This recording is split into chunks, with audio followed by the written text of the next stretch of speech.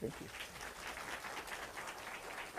I don't know about the songwriter poet thing, but so I try to pick interesting titles to get people to come.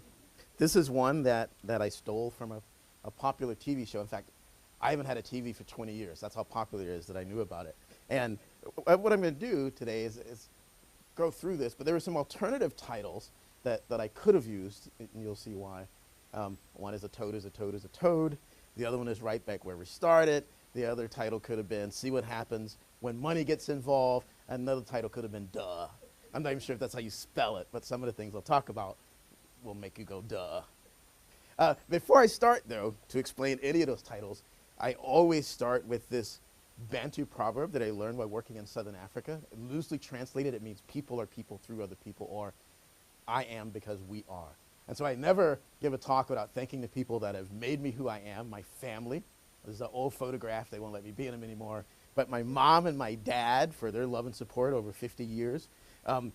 This woman who, as of yesterday, has been my partner for 31 years. That's why I almost rescheduled this trip.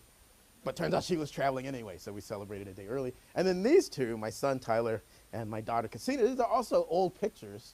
They're the old prom pictures, and I show them because they were both incredibly proud moments for me. In fact, I don't know which made me prouder, that my son borrowed my tie for his prom or that my daughter borrowed my earrings for her prom. They were both just the kinds of moments that dads remember. I want to thank all the funding sources. And as you've heard, this is also my disclosure. I have been funded by a chemical manufacturer, but not anymore.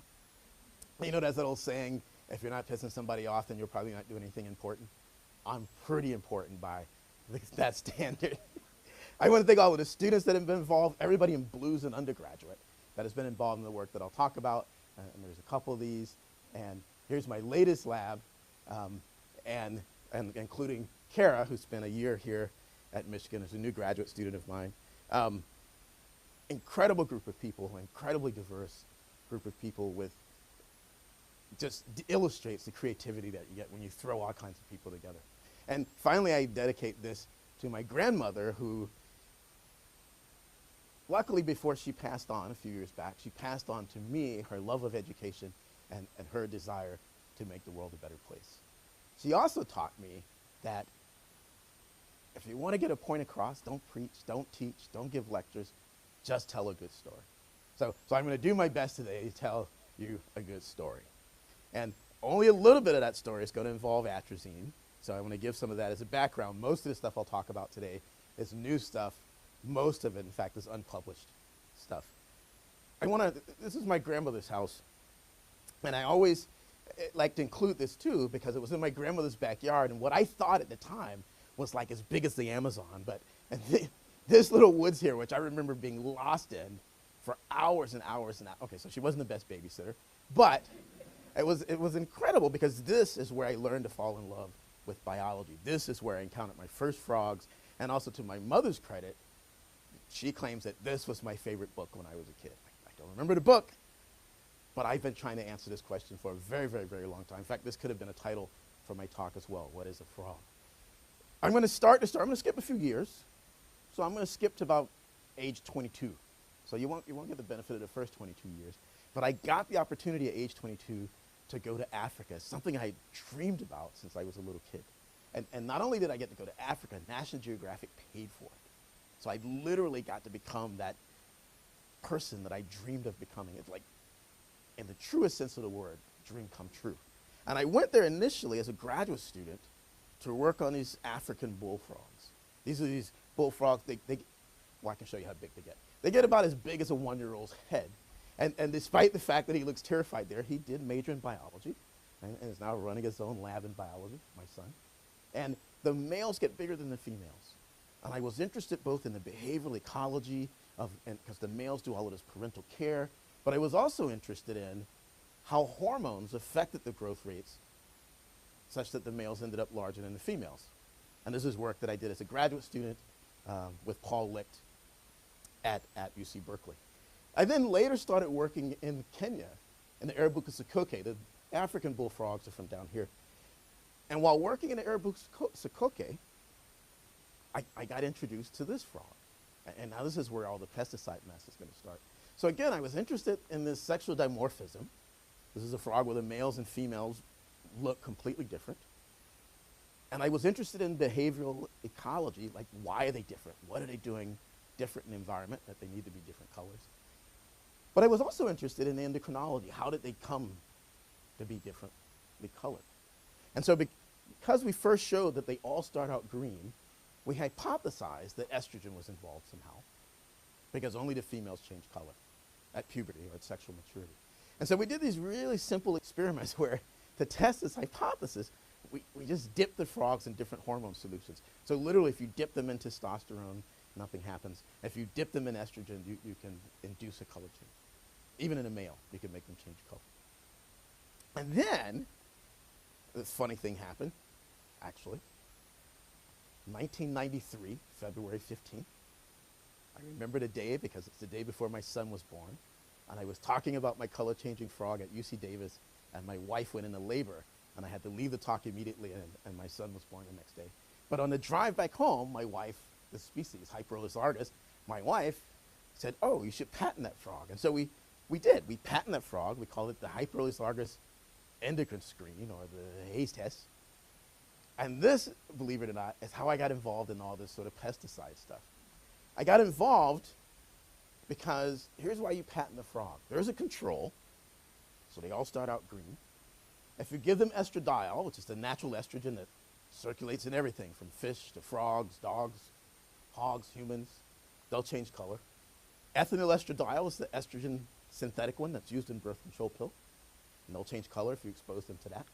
DES is a potent pharmaceutical estrogen that'll make my frog change color. And DDT is an insecticide that just also happens to bind the estrogen receptor and will make them change color.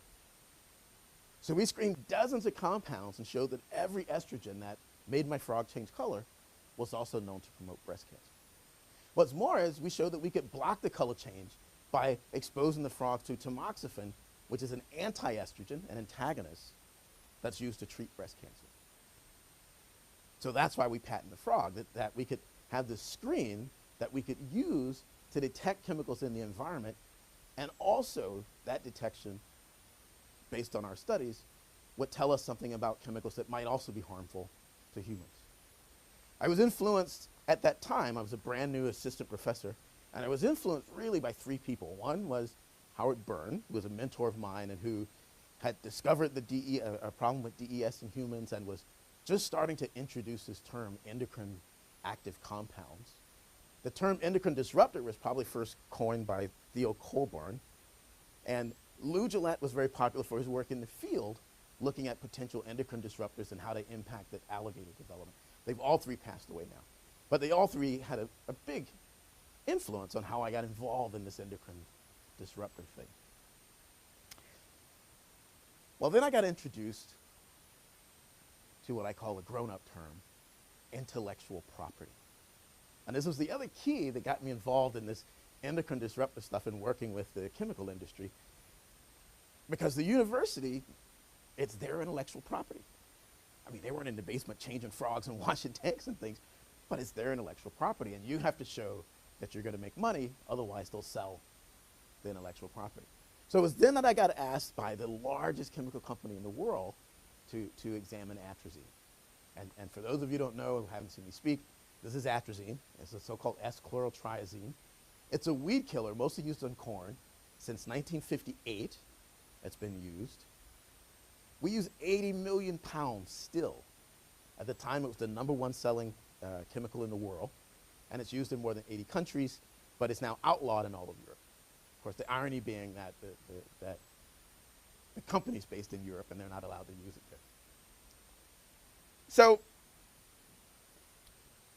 the first reason I call this America's Top Model is the company didn't want to use my frog because it was unknown. They wanted me to use Xenopus laevis, another African frog, because it's a very popular animal used in developmental biology. I didn't like Xenopus at all. The name xeno, foreign, or strange says it all. It's like not even a frog. It can't hop or jump. It has no tongue. It has a unique sex-determining gene that even other species in the genus don't have. But because this frog was once used in pregnancy tests, it's very popular in developmental biology. It's very easy to raise in the lab, very easy to breed, and now the genome's been sequenced. So they wanted me to use Xenopus laevis as their model.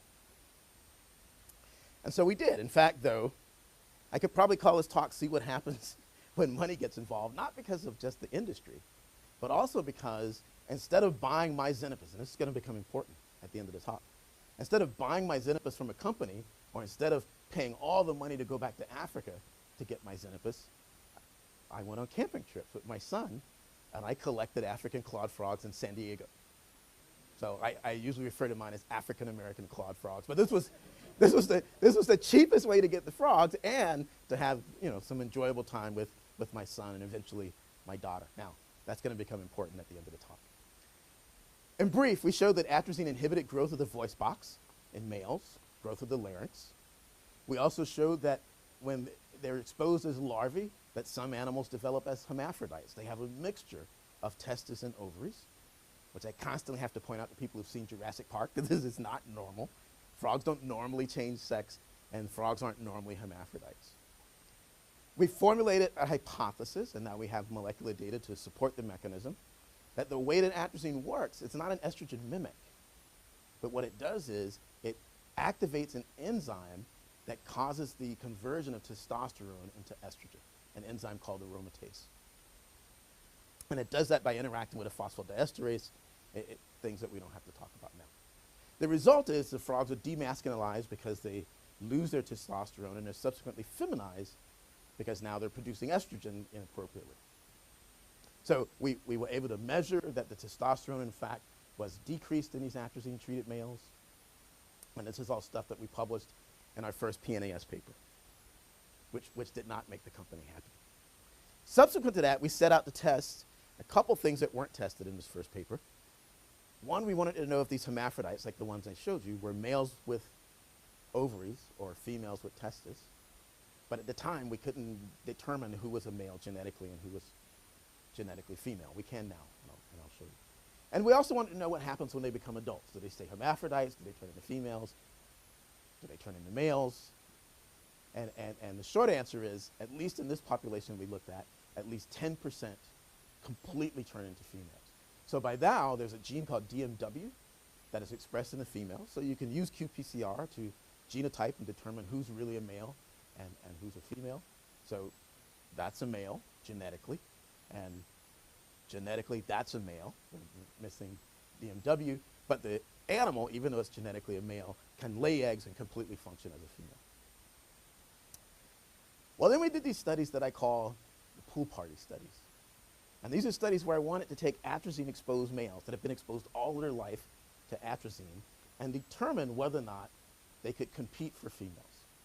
So I call them pool party experiments because we did them in the basement of our building, where we literally just put in 4 females, 4 control males, 4 atrazine-treated males. And I know this is not the sex ratio you want when you go to the club, if you're a guy anyway, but we wanted the females to be limited. And so we did these tests, and we could show, so here's how it works. Put the frogs in there at 7 p.m. Lights go out, put on a little Marvin Gaye, and young people don't know anything about that. And then you just come back in the morning. So it's real simple. You just come back in the morning and look at who got the hookup and who didn't. So there's surgical threads in there so we can determine who's who and follow who's successful. And if you do that, you find out that the atrazine-treated males almost never get the female. As you might guess, testosterone's involved. So for example, if you look at on average, the control males, and this is over 4 pool parties. We actually did 5, but one morning one of the students kicked the pool and we couldn't see who was together, so to throw that one out. But what's more important is not the average testosterone levels. What's more important are the individual levels, because the males, the ones that make the love connection, get the female. And we now know that whether or not you get the female doesn't matter for size in this species. What matters is your testosterone levels the night before the party. That's what matters. And in these atrazine-treated males, with the exception of these 3, 2 of whom got the female, simply don't have enough testosterone to be competitive. Either that or they just get beat up by the other males, or the females don't like them. That answer we don't know. And then there's a series of things that I call the Motel 6 experiments, and that's where we housed individual males and females and compared the fertility of atrazine-treated males versus control male. Because you kind of can't do a sperm count on a frog in any kind of accurate way. So this is a fertility test for the males where this is an unfertilized egg. Is we simply calculated how many eggs were fertilized after a night in a Motel 6 experiment. Real complicated. There's a student sitting there going, 1, 2, 3. He actually went to law school.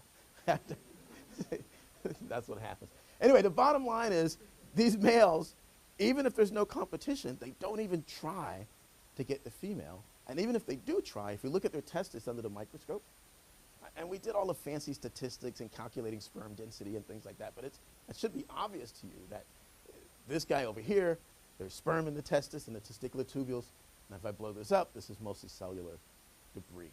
So they don't have enough testosterone to show the behavior, and they didn't have enough testosterone to maintain sperm count, even if they tried to copulate with the female.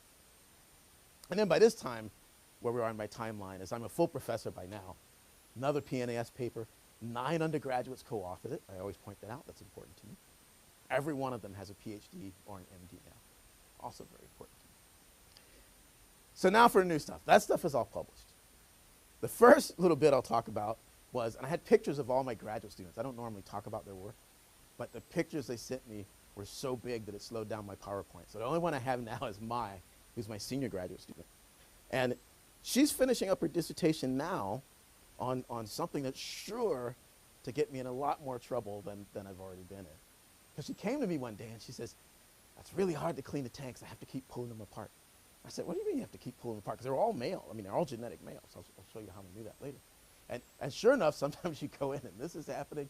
And I had never seen this before.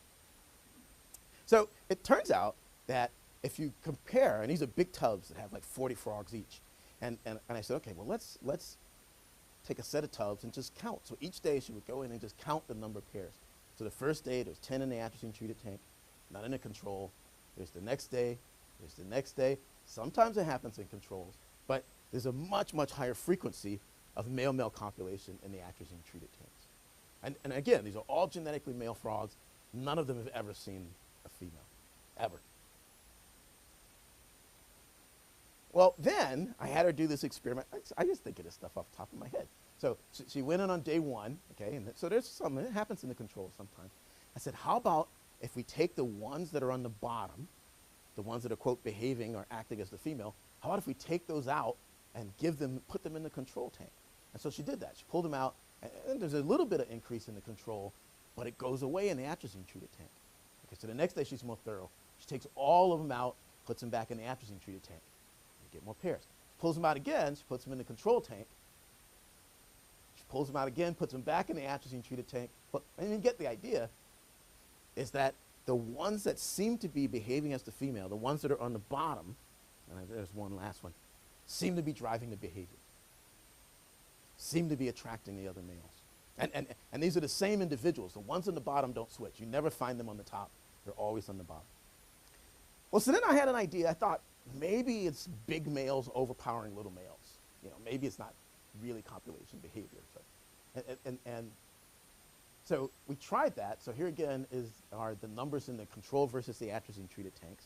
And then I had her, after she'd marked them, pull them all out on one day to test the hypothesis that it was size related. And in fact, it's just the opposite. The ones on the bottom are always bigger, which is interesting because in this species, females are bigger than males. So it's not big males overpowering little males. The ones on the bottom are always bigger. What's probably more important is that ones on the bottom, if you look at the pairs, the ones on the bottom have lower testosterone levels than the ones that are on top. So we pulled them apart and took blood samples. And what's probably more important is that the ones on the bottom have estrogen levels that are equivalent to what you'd find in a female. Even though they're genetically male, and even though they have testes, they have hormone levels that look, you'd think those were female hormone levels, and they're behaving the way you'd expect females to behave. It's not entirely true, what I just told you. Here's what some of them look like inside. So those are testes, for sure. This is an atrazine-treated male. But all that shouldn't be there. That's oviduct. So that's the equivalent of a human XY male with a uterus. So they have some female parts. They have female typical hormone levels, they have some female parts, or typically female parts, and their behavior is like a female. So I think, and one of the things a current graduate student is looking at is that, it's not necessarily binary, but there's a spectrum within these atrazine-treated tanks.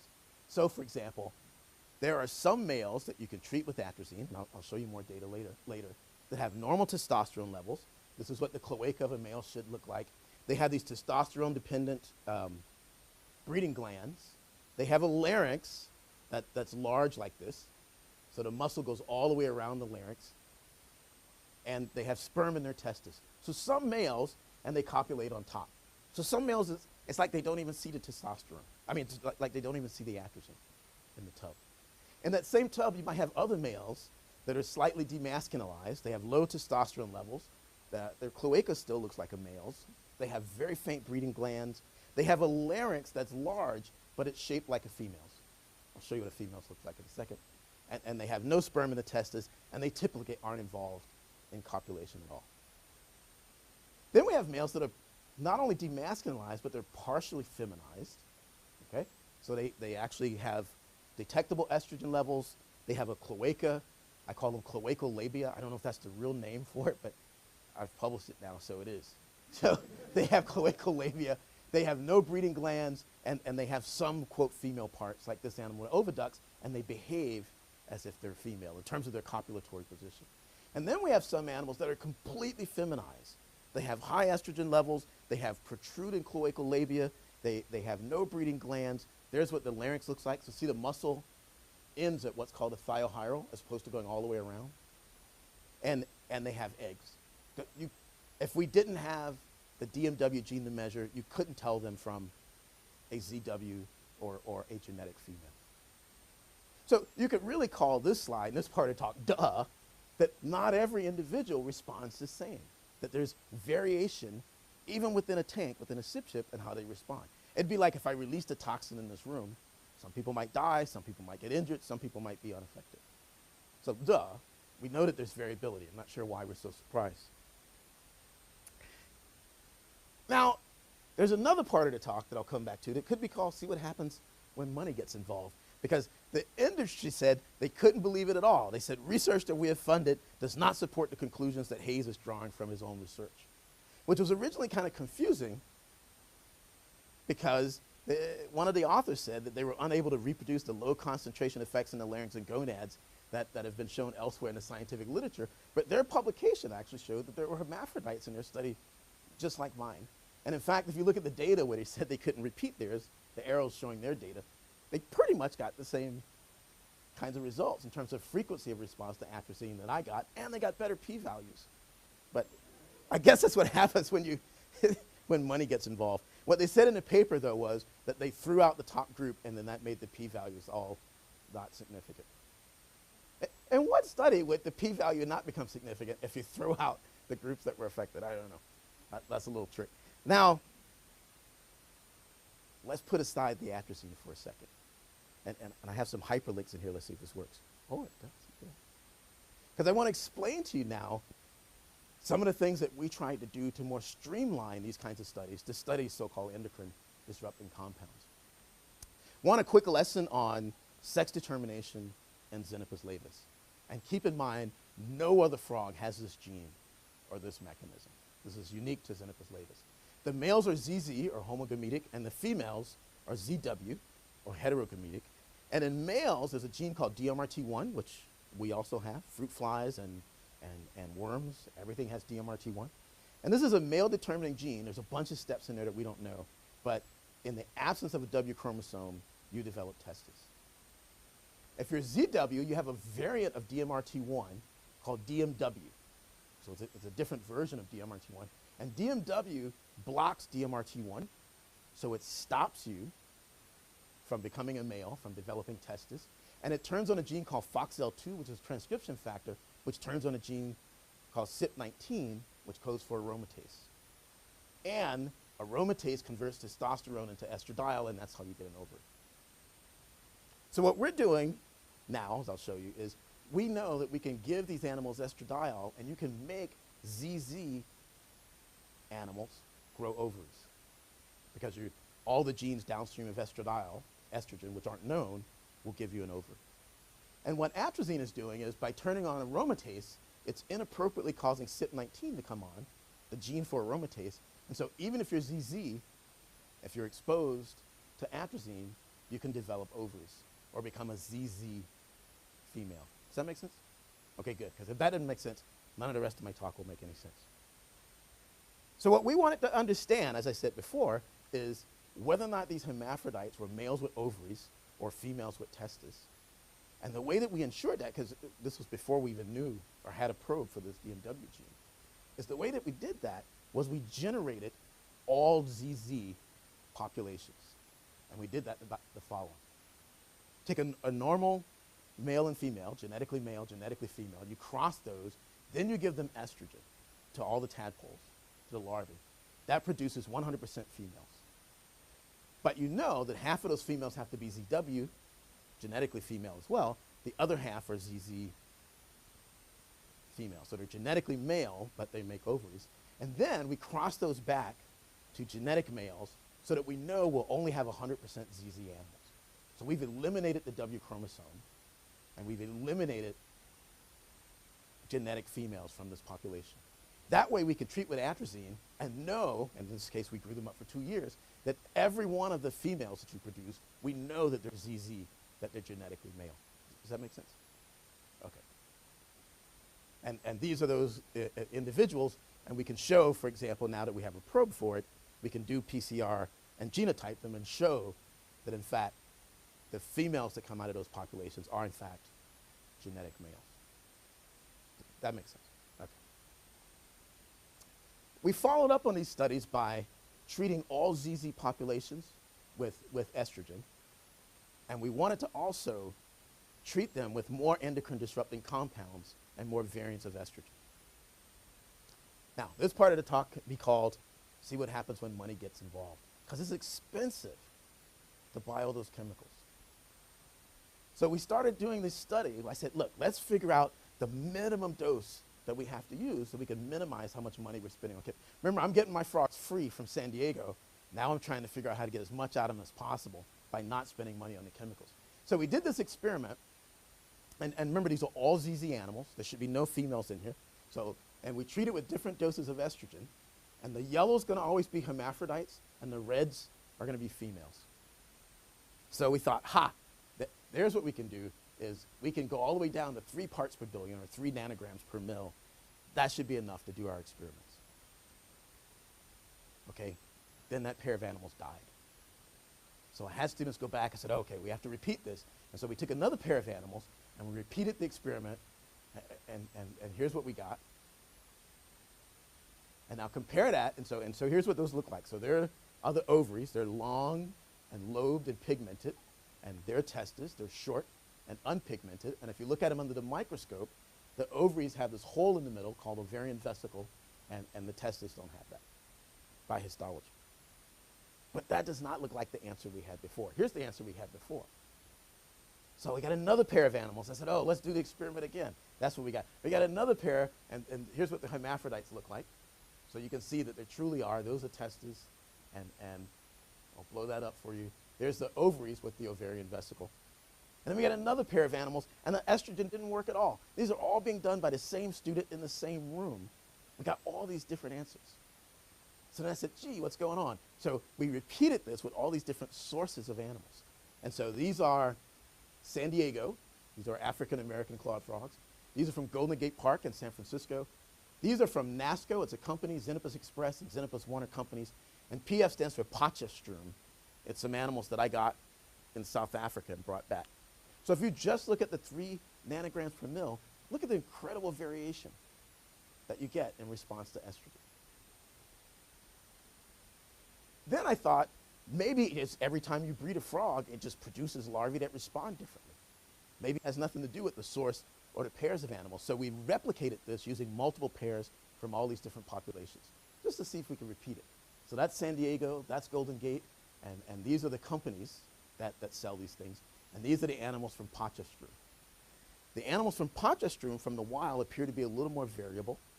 than some of the other populations. So each one of those graphs are tadpoles from a different pair of frogs from that population. And then I had my student, Kara Huh, she was an undergrad at the time. I thought maybe it's an interaction between temperature and the hormone. Because, for example, if you look at 17 degrees, that's pretty cold. 27 degrees is about as hot as they can go. What this is showing is the number metamorphism. And the idea is, if you're at a lower temperature, one, you take longer as a tadpole, so you're exposed for a longer period of time, but also maybe you're metabolizing the hormone less quickly. And maybe different sources of frogs have a different temperature sensitivity. So we did this experiment with 3 different populations at 3 different temperatures, and here's the answers that you get. Temperature doesn't make any difference for any of the populations. It looks like, remember the red's always females, it looks like that the estrogen is a little less effective in the middle temperature, but there's probably nothing statistically significant. So why? And the bottom line is I don't know the answer to why. But how can you change the sensitivity to estrogen? That I don't know the answer to. But I had a graduate student who just finished a couple years ago, and she looked at vitellogenin expression. Vitellogenin is a gene that's expressed in the liver that's directly responsive to estrogen. And she compared a population that seems insensitive to estrogen based on the feminization effects on the gonad and a population that's insensitive. So typically vitellogenin is regulated by estrogen, binding to the estrogen receptor, interacting with the estrogen receptor response element, and so it's directly regulated, this gene vitellogenin. And what she showed was that the populations that are more likely to turn into females are also expressing more vitellogenin relative to the populations that don't respond. So it suggests that there may be something about the receptor that's different in these sensitive populations. She did an RNA-seq analysis, however, and showed that most of the genes that appear to be different are genes that code for steroidogenic enzymes. So they may be metabolizing the estrogen if they're insensitive, or producing more of their own estrogen in the cases of the sensitive populations.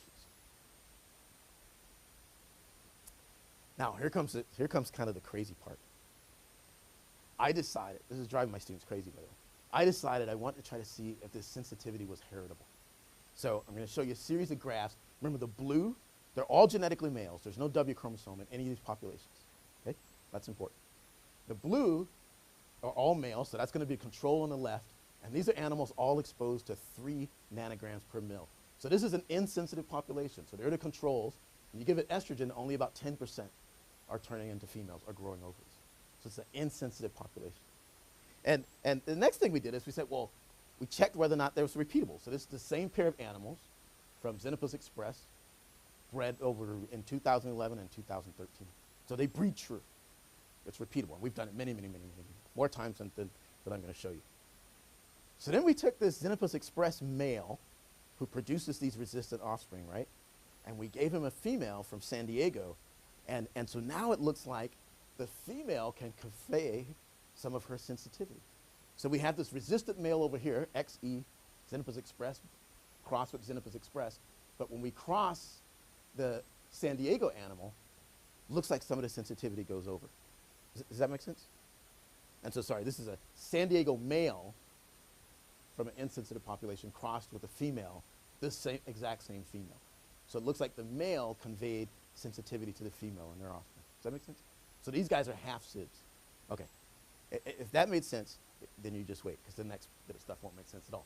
So what we have here now, this is a Xenopus express male crossed with a female from San Diego. So it looks like he made her resistant. So it looks like the heritability is through the male, right? If you give a sensitive female a resistant male,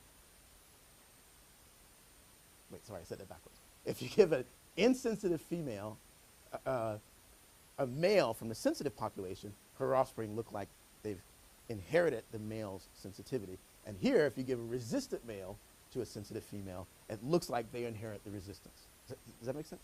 Okay. It won't in a second. Because now, this is the same female but crossed with a San Diego male.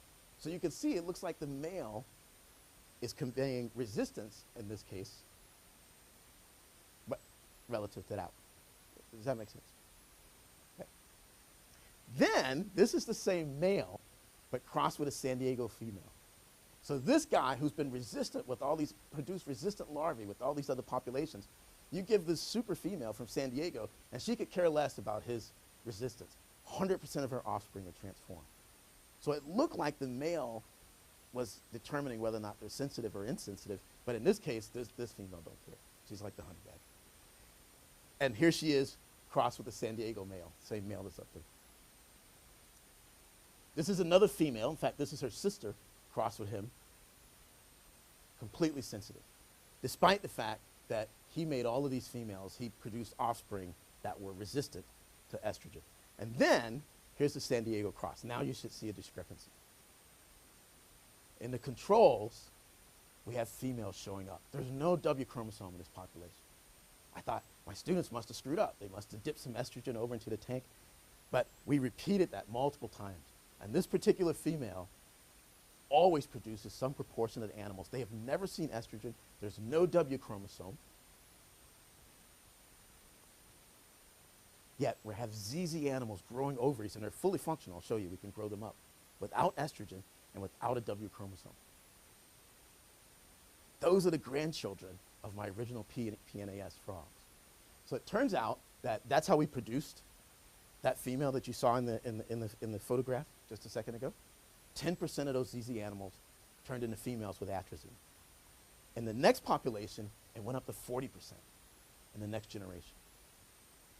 In the next generation, we started to get spontaneous females, even though they had never seen atrazine, and now we have females that are all Z. There hasn't been a W chromosome in this population from all the way back here, and 80% of the ZZ animals come out of this. We've evolved a new sex-determining system in the lab, possibly by epigenetics because of the atrazine exposure in the previous generation. But we've evolved a new sex-determining mechanism. And again, my student, I mean, how do you do that if you don't have DMW? How do you make females? And so my student did RNA-seq and qPCR to try to look at which of these genes in this pathway might be spontaneously coming on in the absence of estrogen. And it turns out she didn't find any of them, so it must be something downstream of what estrogen turns on. Does that all make sense? So we don't know. We don't know how it works. But we have all the populations to do it. It should be duh, because these epigenetic effects and cross-generational or transgenerational effects have been shown over and over and over and over again in other animals. So I'm not sure why we're so surprised at that. Why does this? Oh, yeah, see, there's another hyperlink. And now, this is my all-time favorite slide. What this slide shows is these are different pairs of animals. The colors reflect the different populations. Okay? So these are ones that are completely sensitive, 100% of the offspring, and 3 nanograms per mil turn into females. This one's almost completely resistant. And what's interesting is all of the populations that are more sensitive are all wild Ephiro populations. They're either from South Africa, San Diego, or San Francisco. And all of these animals that are on the resistant side of the curve are all from commercial suppliers. Yeah. So this could be called a toad is a toad is a toad is a toad, sort of out of sarcasm. People talk about xenopus. They talk about the effects of chemicals on frogs and amphibians. What they really mean is on xenopus, and you can get any kind of response that you want. That's why you should call this duh. We know that there's variability. We know that's why we have strains of mice and strains of rats and different cell lines. We know that there's variability or difference, but in science, everybody wants repeatable results. So you pick the line, but that line may not be telling you, one, anything about xenopus, if you pick the wrong line, and two, it certainly can't be used then as a model, America's Next Top Model, as a model to predict the effects on other species when you have such variability. This could also be called, see what happens when money gets involved.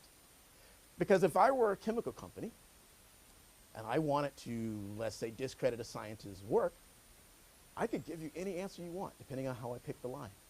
If I were testing your chemical and I wanted to show that it wasn't estrogenic, I'd just pick one of these lines, because even estrogen's not estrogenic in those lines. So if you wanted to discredit somebody and say, oh, his work isn't repeatable, that'd be one way to do it without actually lying. That'd be one way that you can honestly say research that we have funded does not support the conclusions that Hayes is drawing from his own research, because they were using, remember, I was cheap. I got my animals from San Diego. They were using the commercial populations. Now, whether or not they know that or not, I don't know. They claim they didn't know it. When they talked in New Yorker magazine, spokesperson for Syngenta said, in fact, quote, "I am troubled by a suggestion that we have ever tried to discredit anyone. Our focus has always been on communicating the science and setting the record straight." She's troubled by a suggestion that they've ever tried to discredit anyone. It was just me maybe being paranoid. I don't know. Well, it turns out they lost a $105 million lawsuit, and all of their secret documents for the last 20 years became public. Filed under seal, they all became public. You can go online and get them now, privileged and confidential. Where on earth could I have the audacity to claim that they were trying to discredit me? Well, it turns out when their notes came out, look at their strategy under science. But she is troubled at the notion that they have ever tried. Somebody sat in a meeting and wrote that down.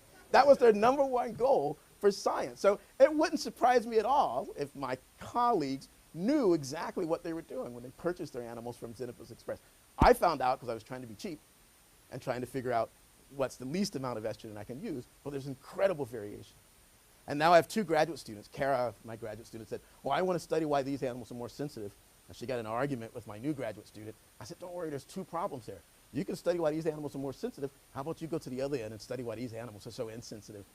Maybe you'll get the same answer, maybe you won't. Whoever gets it first gets the PhD." So I could have called this right back where we started, and I could have called this right back where we started because we're back in San Diego. And the reason we're back there's Karen, she's actually in med school now, but she loves catching frogs so much, she'll come back and help me catch frogs in San Diego. And the reason that we're right back where we started is the following. That's the park ranger showing us where we've been collecting. And here's a map of where I collected 25 years ago with my son, where my frog population came from, that red arrow. What the ranger was pointing out is there are also Xenopus further upstream. And I literally mean upstream because you know what all that is in the middle? That's a golf course. So in the same way that we've been treating our frogs for the last 25 years and getting these epigenetic effects and changing their sensitivity and evolving different mechanisms, maybe the same thing's happening because they use incredible amounts of atrazine, among other chemicals, on golf courses. So now we're doing these studies where, that's my postdoc, where we're going out and measuring blood levels upstream and downstream of a golf course. And then I have this crazy idea that we can do pool parties in the field, just like we did in the lab, comparing control and atrazine. What if we just drive up to the joint, fill the, this is seriously happening, fill the what do you call it, the bed up with water, take males from upstream and males from downstream and compete them right in the back of a truck. I don't know, I think it's a crazy idea. It's so crazy, maybe people should listen to some of Syngenta's notes here. They listed things that they were going to do that were more risky. Psychological profile, yeah, maybe we should do that. Contact Berkeley, contact academics, maybe they should, that's kind of crazy. Here's the other reason that I could call this right back where we started. Because where I started was here. Remember I told you I grew up with all the swamps and frogs? This is what it looks like now. It's all paved. I don't know if I would have become a biologist if I were growing up there now, because it's all gone. In fact, the only place where you can still find frogs and wildlife significantly is the only national park in South Carolina. And I get to go back there, I get to take my students back. And there's Karen, so even though she's in med school, they like to come back and play in the swamp. And interesting, this article just came out that the park is contaminated with, you guessed it, atrazine and ethinyl estradiol. And the whole article focused on people who come there canoe. What if they fall in the water? Completely ignoring the low-income black community that lives in that area, that's exposed all the time, and completely ignoring why the park is there in the first place. And that is to protect the wildlife that's there. So, right back where I started, atrazine's back in my life again. The EPA has finally issued, after 20 years, that atrazine likely harms most species of plants and animals. I told them that 20 years ago, but nobody was listening to me. And California has finally listed atrazine as a reproductive toxin. So, right back where we started, I think I've made a difference. I always talk about taking the hood to Harvard, and I'm finally figuring out how to take Harvard back to the hood, and hopefully a place where I can have an impact on environmental health and public health as well. So with that, I'm done, and I apologize. I have an incredible cramp in my leg. I'm about to die, but I'll take questions if there are. Excuse me for a second. Oh. Questions or comments? Maybe I should eat a banana.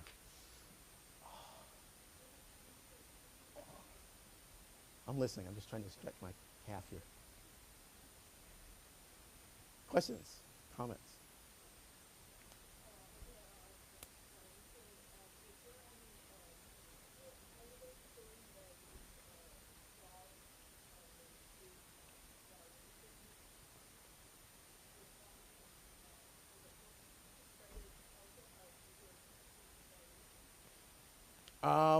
So if I'm understanding the question properly, there are different subpopulations of Xenopus, and I've had all of our populations genotyped. So every one of our San Diego, Golden Gate, and all the companies, the source is original source is a population near Cape Town. The only one that's different in terms of a different subpopulation is the one from Potchefstroom. They're considered a different, same species, but different race, if you will. So they're from the same original populations. It could very well be, my guess is, that in each case you've had a bottleneck, maybe because they were exposed to atrazine or some other chemical, maybe not. So, because we've gone back to San Diego now, there's more variability than the lines that we have in my lab. Our lines, I wasn't paying attention back then, might have all come originally from one female. So what's happened with these companies, I believe, is that they've just happened to select animals that were resistant, and then they've bred that into their populations. I would guess, like with Potchefstroom, if you go back into the wild, you'll see a much broader range per population. So it's not a real population difference, it's because they've been sort of artificially selected. In terms of gene expression, the candidate genes that my student identified that we're now looking at all seem to be involved in steroidogenesis, not genes that are involved in estrogen receptor. And we don't know what's downstream of the estrogen receptor in terms of the gonadal response. Does that answer? Yes.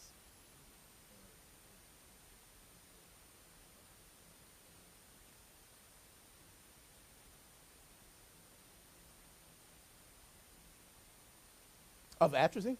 Yeah, so there's a guy named Zal Beasley, who's originally published a study showing that animals collected in the field that were exposed to atrazine have feminized gonads. They have so-called eggs in their testes.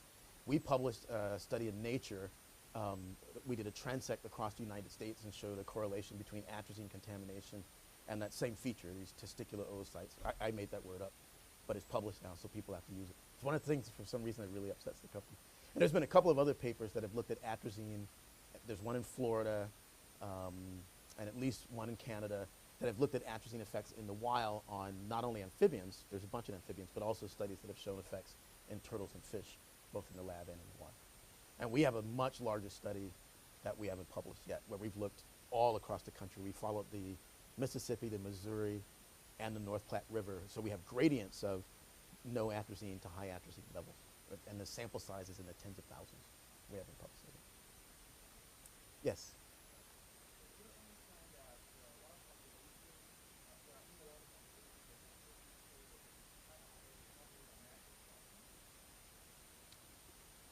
Well, here's one of those questions that I'll get in trouble for. I would guess yes, in either direction, because if you are, so if you're a hermaphrodite, you're essentially not reproductively functional. If you are a male that's copulating with other males, not only are you not reproductively functional, but you're tying up males that are. So I would guess that the way that you survive after generations of atrazine or estrogen or anything is either you become more sensitive and you completely function as a female, or you would select for resistance and you function as a male and act like the estrogen's not there. That would be my guess. But I don't know that there's any evidence. Other than my lab, I don't know if there's evidence.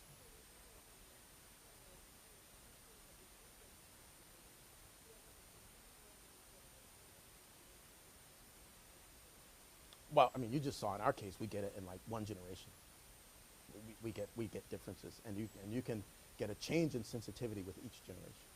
Until we get that one line that just starts spontaneously producing females, which now we can't even use for estrogen-treated studies, because 80% are coming out as female anyway.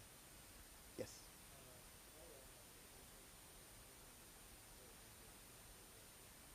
Say again?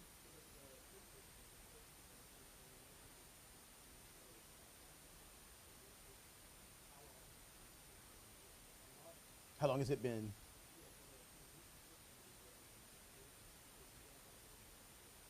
Yeah.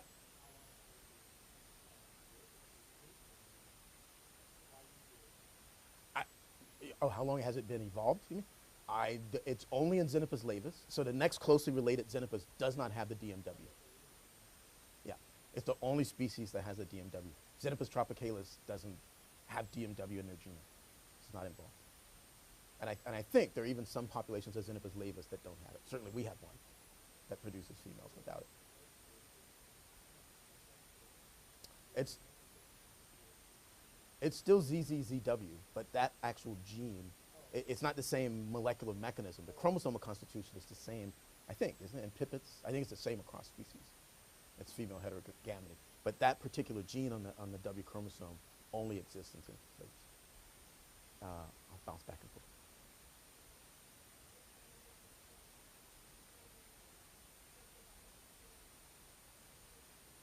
Mm-hmm.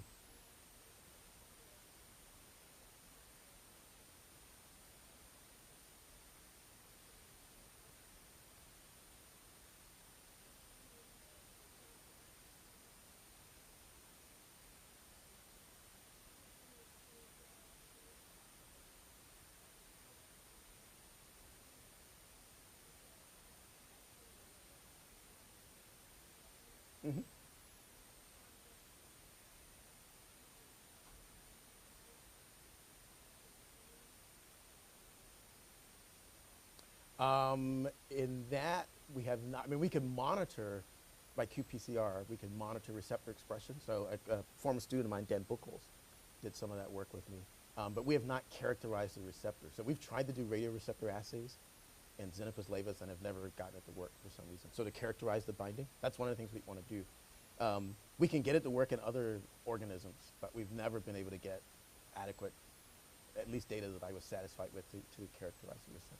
One of the things that my students doing now is using chemicals like tamoxifen and estrogen aromatase inducers and blockers and growing frogs up to try to look at the behavior and the sort of organization of the brain and how it's affected by steroids and endocrine active compounds. And if by toad you mean bufo?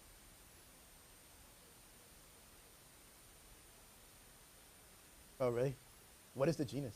Is it a bufo?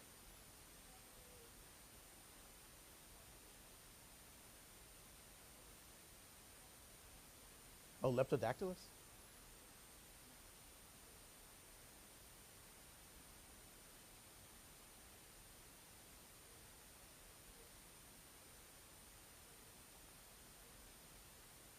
Okay. Because if it's a bufo typically don't respond, the gonads anyway, to testosterone or estrogen. That's not good. Okay.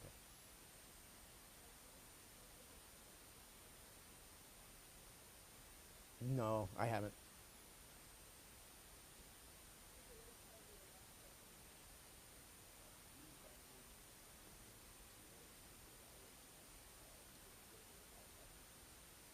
So that's one of the things we're doing in San Diego.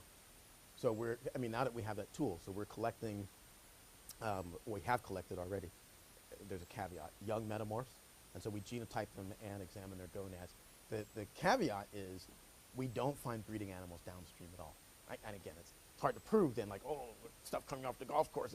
But I don't think they're breeding down there. I think they wash downstream, and that's what maintains the population. Because we can get, I don't want to exaggerate, but we can certainly get hundreds of metamorphs upstream. Downstream, we've never seen them. We've never seen them breeding. And so we're collecting hormone levels from males and females upstream. And there's problems with that as well, because we have to trap them in funnel traps. And that probably changes their hormone levels as well. But I don't have the answer. So we have animals that we've genotyped, and then we're looking at their gonads, both upstream and downstream.